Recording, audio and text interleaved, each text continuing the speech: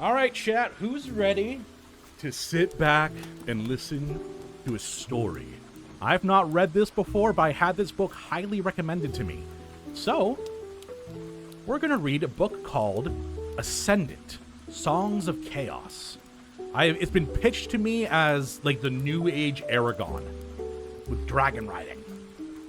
So, make sure y'all got some snackies, comfortable blanket. We're going to get into it. Ascendant, Songs of Chaos, Book 1, The Elder's Song. The Fire Elder poured forth his rage. The Frost Elder used her cunning. The Storm Elder summoned his might. The Mystic Elder whispered arcane secrets. The Life Elder bid it grow, and the world forever changed. Chapter 1, Ag. About to say the card looks exactly like Aragon. Pretty much it's been pitched to me as like today's Aragon. Working on a work proposal, this is perfect to listen to? Hell yeah. Though he was running late, Holt spared a moment when he heard the dragon's roar. Breathing hard, he halted upon the carved servant's stairs and craned his neck to look for the beasts. The Order Hall of the Crag dominated the skyline, a spire as sharp as the jagged rocks surrounding it, and swirling around the tower as though a flock of birds were the dragons themselves. A flight of pleasure in anticipation for the esteemed visitor expected this afternoon from the Rider High Command. Holt grinned. There was a bounce in his step as he continued his journey down the steps and into town. His coin-laden pouches jingled merrily as he made his way through the streets. Inside those pouches was more money than he'd ever possessed. Sadly, it was not for his own spending. He had duties to help prepare for the visiting Dragon Rider. First on his list was to make payments for the food orders. Tonight, there would be a feast, and what a feast it would be. His mouth salivated imagining it. Whole hogs of sizzling pork and haunches of beef, caramelized brown and dripping with fat. Best of all, there would be a welcoming ceremony for the visitor. All the order would be out for it, and Holt hoped to glimpse the legendary rider for himself. If he got through all his chores in time, that was. His father had promised as much. These happy thoughts brought Holt to the butcher shop door in high spirits, so much so that he almost ran into a customer. Holt stopped himself at the last moment, stumbling sideways. He fought to steady himself and fell against the shop window. Inside, the butcher was nowhere to be seen, perhaps in the back room. "Watch yourself," Smir said, barging past. "Sorry," Holt stammered, breathless. He sat now in his near collision had been with the town's blacksmith, a bald, thick-set man with arms of corded muscle. "Good morning, Mr. Smith." "Good morning," Smith blustered. "I think not." He snorted in irritation and threw a glance back inside the butcher shop. Thinking Mr. Smith must have suffered some wrong, Holt looked into the basket the smith held. Inside lay loosely wrapped cuts of rump beef. The portion seemed terribly small for such a large man. Mr. Smith noticed his lingering stare. "Not much, is it?" he said. "Mr. Grocer said he might spare some cabbages, but made no promises. What'd you do with them?" he added, thrusting the basket under Holt's nose. Holt inspected the meager cuts. They would go further in a stew. He trailed off. He doubted the man had time for slow cooking, and the grocer was running thin on supplies as well. It would be a poor stew at that. "Hardly living up to your name, Master Cook," the blacksmith remarked, biting Holt's surname and designated profession. Holt backed away, and the coin pouches clinked at his waist. The blacksmith narrowed his eyes at the money bags and shook his head. "As if it weren't enough that I had to sell my wares to riders at cost. They take a chunk of our taxes and buy up all the food, too." "It's a special day," Holt protested. He was looking forward to the occasion. The last thing he wanted was some anti-rider animosity bringing it down. "For one man," scoffed the smith. "One man? Lord Silverstrike is a legend. And he will sort out the current scourge there single-handedly." "And he'll sort out the current scourge threat single-handedly?" The blacksmith face reddened as thought kissed by the forge. "The king and his men have been doing a fine job. Sometimes I wonder if we even need riders anymore." Seized by the moment, Holt puffed up his chest. "We need the riders, and you know it." The smith's face darkened. Holt's heart hammered. He rarely spoke to someone above his station unless asked a direct question, never mind shout at them. It just wasn't the done thing. Now he'd really put his foot in it. To Holt's great relief and confusion, the blacksmith started laughing. It was a cruel, cutting sort of laugh. I remember feeling that way when I was your age. The years ain't ought to knock the naivety out of you. What do you know of war and the scourge? You haven't even held one of my swords, let alone how to swing one, pop boy. Before any more could be said, there came a loud thunk of metal on wood. Holt turned to see the butcher had emerged from his back room, still gripping the cleaver he'd sunk into the workbench. Come here, Holt, the butcher said. Mr. Smith has much work to attend to like the rest of us, don't you, Eddard? Are we enjoying it so far, chat? I don't know how good a reading is, especially because I don't know what chat thinks, but I'm thinking it's nice so far. Half fuming, Holt backed away through the doorway to the butcher's side.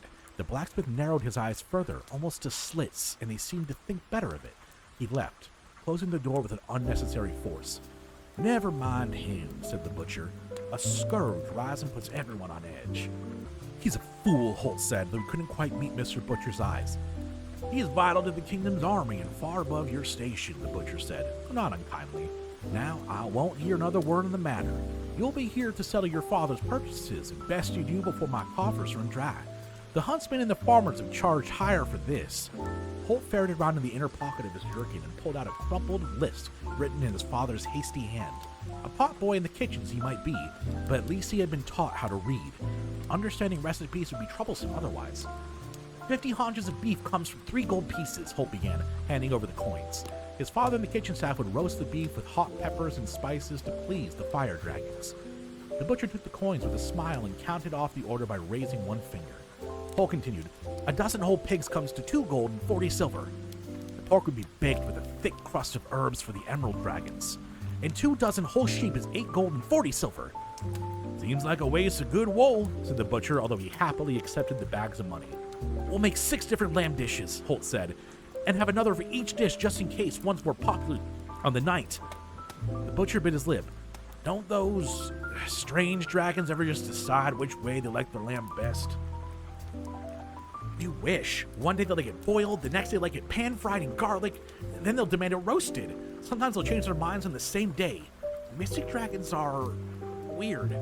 Ruby! How you doing? Always takes bags of money? Of course. Very calming. You should do audiobook reads. I hope to. I don't really know where to start with it, you know? How goes your day, Ruby? Fussy's what I'd call them, said the butcher. Now, there's one slight issue, I'm afraid. I've come up a bit short on the order of elk. Mr. Hunter was at pains to explain that he couldn't wander too far abroad on account of the scourge. A lot of the game has been scared away, since he can barely find a rabbit above ground. How much short? The meat is meant for Silas Silverstrike himself. He's from the free city of Codin, and they have taste for... The butcher waved Holt down.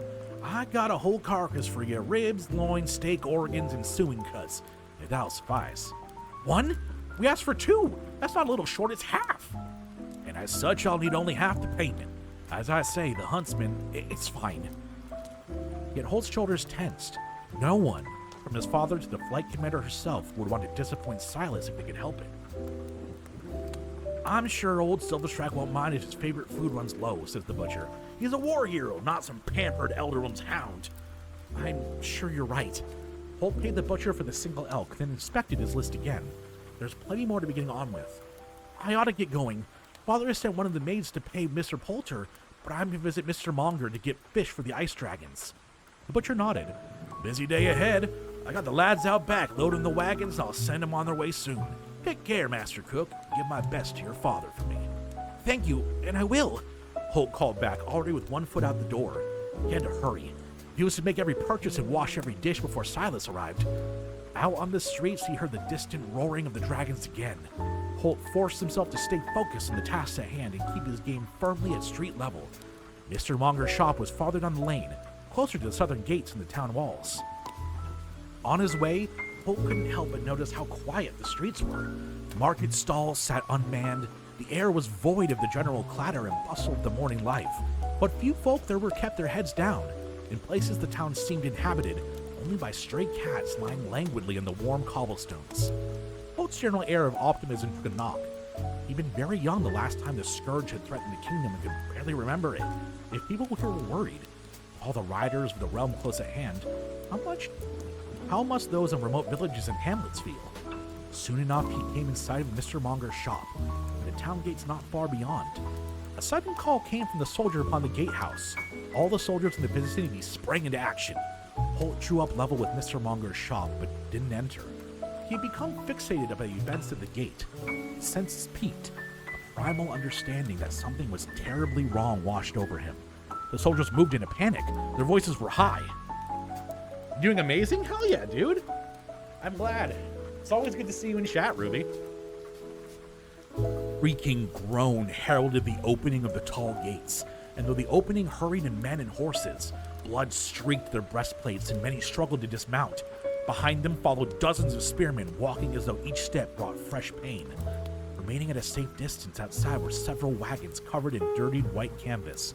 Their cargo would have remained concealed if it weren't for the bare arm protruding out of one of them.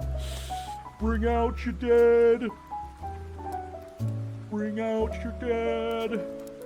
Who gets that reference, that? Who's a boomer like me in chat? Where am I at? Where am I at? Holt gulped. All the warmth seemed to leave his blood. All the warmth seemed to abandon the world. Wings beat heavily upon the air. Knowing what sort of magic this was, Holt looked into the sky. Surely enough, there he saw a rich blue dragon descending to join the soldiers at the southern gate. The ice dragon's aura lessened as Holt's body adjusted to its presence. The rider got down from his dragon and looked around expectantly. His eyes locked onto Holt, who was still standing dumbstruck outside the fishmonger's shop. The rider pointed a long finger at him. You, kitchen boy, come here. She turned me into a newt. I got better. Exactly. Love Monty Python. Monty Python, the Holy Grail, is their best work. I do love a lot of their other things, but Monty Python was just glorious. You, kitchen boy, come here. Ooh, chapter 2, chat. Ooh, woo. Still in shock from the bloodied soldiers and the wagons filled with dead, Holt didn't react to the rider calling him over. Despite the morning sun, the chill presence of the ice dragon lingered in the air. I said, come here, boy. Holt shook his head as though ridding his ears of the water. His wits started to return to him. This was Merc. Holt had known him his whole life. Well, he'd known him from afar as a servant. Merc had just given him a command, so he should follow. He hurried over to Merc and inclined his head. What would you have of me, honored rider? Merc looked over him imperiously. He had cold eyes, matching the color of his dragon's scales, and a harness about his mouth. Like the soldiers nearby, Merc had gore stains in his armor, red, black, and even shades of green. You work in the Crag's kitchens? Merc said. It wasn't a question so much as an observation. Merc recognized him, but couldn't summon his name. He'd probably never been told it, and of course, he never asked. I have that privilege, honored rider. I attend mostly to the washing up. Merc glanced at his dragon. Run and fetch food for Biter. He's ravenous after a skirmish. His tone was one of irritation, as though Holt should have been awaiting their return with a basket of fish. It was a tone Holt was used to hearing. All riders came from a noble stock, after all. Holt's mind spun, formulating a calibrated reply. At length he said, Forgive me, honored rider, but to run back up the hill, wait for Biter's favorite dish to be prepared, then return will take a long time. Would it not be more prudent for you to fly to the tower and thus spare the time it takes for a small boy to make the journey? But Merc was no longer looking at him. The rider's gaze was fixed over Holt's shoulder. Ah, you there, Mr. Monger, Merc called. Holt turned to find the fishmonger was standing on the steps to his shop, no doubt trying to get a sense of what all the commotion was about. Bring out a basket of the day's catch for Biter, would you? Merc instructed. Raw fish shall serve. Biter can wait until the feast for his favorite meal. Mr. Monger hesitated. Until recently, dragon riders could requisition virtually anything in the name of fighting the scourge. When King Leofric ascended to the throne a year ago, one of his first declarations was that riders would now pay at least costs for all their wares. Older riders like Merc were finding it hard to adjust. Holt could sense the battle waging within Mr. Monger, but to point the fact out, let it slide to avoid a difficult situation with a respected rider. Mr. Monger opened his mouth, shut it quickly, opened it, then closed it again. Aye, said the Monger lass. I'll be right out. My thanks, Merc said. He turned his back upon Holt and strode off to speak with a group of soldiers. Believing himself to be forgotten, Holt slinked back several places, then made for the fishmonger's shop. He entered to find the poor owner red-faced and blustering. "A moment, if you please, Master Cook. I have your order, but—" "I know. If you're wondering what to give Biter, he'd like cod the best." "What? Don't you require that for this evening?" "We can substitute cod for hake. The cod is meatier and will probably satisfy the dragon better than raw." The fishmonger rubbed his sleeve across his sweaty brow. "You're sure that the dragon won't notice a difference tonight?" Holt smiled. "The way my father and his team prepare hake, Biter won't care." "Very well," Mr. Monger said.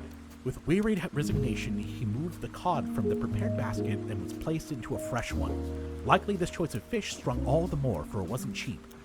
Yet it was nowhere near as expensive as the second elk carcass would have been. Holt had an idea. He withdrew coins and placed them on the counter. "Here, this will cover Merc's request." He counted out the gold owed to the fishmonger for the feast and laid the sum upon the counter as well. Mr. Monger's eyes widened. "Where did this come from?" he said, pointing to the elk money. Don't you need it?" "It was spare. Don't worry. I doubt it will be missed. Father is far too busy getting things ready for tonight. And if he does ask, I'll tell him I insisted. I'm sure he'll understand. He's a working man too." Aye, that he is." The fishmonger licked his lips, then pocketed the money. "Thank you, Master Cook. Your basket's there. Feel free to take it." With that, Mr. Monger hurried outside with the basket of cod. Feeling he'd done some small measure of good, Holt collected his basket in high spirits. Outside, soldiers streamed past him in droves. Some carried stretchers between them. Holt shivered, but that might have been due to Biter. He saw the dragon's snout descend hungrily over the basket Mr. Monger had laid before him. Moments later, the dragon gave a throaty rumble of satisfaction. The fishmonger sagged in relief. Lord Merc actually smiled. In that moment, Holt had a momentary daydream of Mr. Monger crediting Holt with the choice of fish, of Lord Merc remembering his name this time. Perhaps the rider would be friendlier from then on, and remarked to his fellow riders about Holt's quick thinking in getting Biter's sustenance after a hard fight. The daydream evaporated as the fishmonger bowed to bow and Merc shooed him away. Now the situation had passed, Holt felt urgency take over him once more. He was definitely running late now, and would have to make up for lost time. At speed, he turned and crashed into something hard and metallic. A strong hand shoved at his shoulder and he collapsed to the cobbles. Blunt pain coursed from his legs and rear. Colors flashed across his vision. "Watch where you're going, pot boy." Laughter followed, and a group of soldiers walked on. Holt didn't recognize any of them. Soldiers rotated around the kingdom, but they would have known his station from the dirty apron he had on. None stopped or offered to help Holt on his feet. He would have resented them were it not for the fact that they were the ones who faced the scourge. Fighting those menacing bugs earned you a lot of favor. Okay, we've now learned that the scourge is bugs. Just like shrimp is bugs, scourge is bugs. Half dazed, Holt searched for his basket of fish. It was just out of reach and had been turned upside down. No. Thankfully, most of the fish were whole and could be descaled and cleaned. Unfortunately, a few fillets of yellow smoked haddock had fallen loose of the wrappings and were now coated in dust and dirt from the road. Groaning, Holt picked them up. They had to be thrown away, of course, but he couldn't just leave them here. A soft mewling gave him pause. "Shrimp is great, this is slander." "Okay, all right. Shrimp, I will say one of my biggest, what's the word for it? One of my biggest things that I don't like that people will get angry at me for is I hate fish. Does that make Bugs Bunny a shrimp? By the transitive property, I guess. Thankful over this. Groaning, Holt picked it up. They had been thrown away, of course, but he couldn't just leave them there. A soft mewling gave him pause. From beneath the porch of the baker's shop, a tawny cat, missing most of its tail, crept out. Across the road, another of the lazy cats had found a surge of energy now a basket of fish was being so openly paraded before them. This cat was a big, black brute. Yet the timid baker's cat with the injured tail reached him first, sniffing anxiously at the haddock. The baker's cat had once been rather friendly until a horse had stepped on its tail. After that, it had taken to hiding. Holt felt a pang for the poor creature. He dusted off the worst of the dirt, then tore it into more manageable chunks. He also stood sentinel while the small cat ate, guarding it from the large black cat belonging to the apothecary. The black cat eyed him, decidedly unimpressed by his supervision. Once the baker's cat licked its lips and scurried off, Holt nodded to the black beast and left the remainder for him. Walking back up the road, basket of fish in hand, The tower of the crag dominated his view. It was a beacon on the landscape, a sign of the riders and their power. With all the dragons flying around it today, looping and circling in a rhythm of their own, the tower looked even more imposing. Light reflected from their scales, sparkling spots of every color against the clear sky. Simply seeing them up there was enough to make him feel safe. Yet people like Mr. Smith thought of them as a burden. Holt did not understand such sentiment. The very scene he witnessed today was proof that the riders were needed. Every child knew that. An old song played over his mind. Chaos comes, night shall fall. King or farmer, it takes all. Armies stand but cannot shoulder. Only riders can bring order. Do I hate sushi? I'm not a fan. I just don't like fish in general. It's from the ocean, Matty no likey. Exactly. I hate the ocean. He started his journey back up the hill. As he drew near the servants' stairs, he heard a dragon roar from the town. It was Merc and Biter flying back to the crag. Had Biter just waited a while longer, they could have requested anything they liked from the kitchens. The pressure on Mr. Monger had been needless. Moments like this did make Holt somewhat sympathetic to Mr. Smith's grievances. The demands of the riders, their indifference to the people like him. Yet, were servants treated differently anywhere else? Holt imagined not. A cook was a cook for life. That was that. And he, the lowly potboy scrubber in his father's service, shouldn't dare to dream beyond a life laid before him. Don't break the order of things. Such were the words of most folk. Only order can defeat chaos. Unfollow, dishonor on your family, dishonor on you, dishonor on your cow. His breathing increased as he took to the stairs, feeling tired before the real work of the day had even begun. Everyone must fulfill their role. That's what they said. But Holt did dream. At night, he didn't just feed those dragons, he sat astride one, riding it into battle against the minions of the Scourge. At night, he was a rider. He was strong and noble and a hero. When he slept, no one called him Potboy. He paused on his climb to catch his breath. His coarse breeches itched and his ragged shoes gave his feet little comfort. For now, he was meant to run errands for his father and wash up the mess. That was his life. Until tonight, when he would be allowed to sleep, to dream. Chapter 1 and Chapter 2. All right, chat.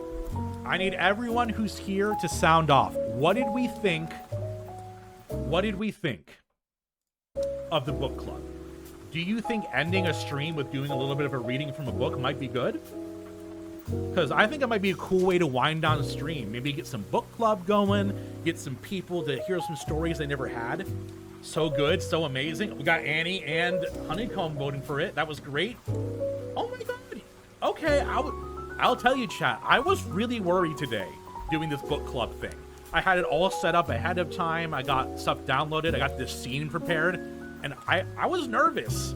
But y'all, you like it? Okay, okay. So how about, for now, let's think about ending some streams, doing some book club. Does that sound like a good idea to everyone? That way it doesn't cut into the rest of our normal streaming. We can still play Baldur's Gate, still play Final Fantasy, but we can have some book club at the end. I think that's a good idea.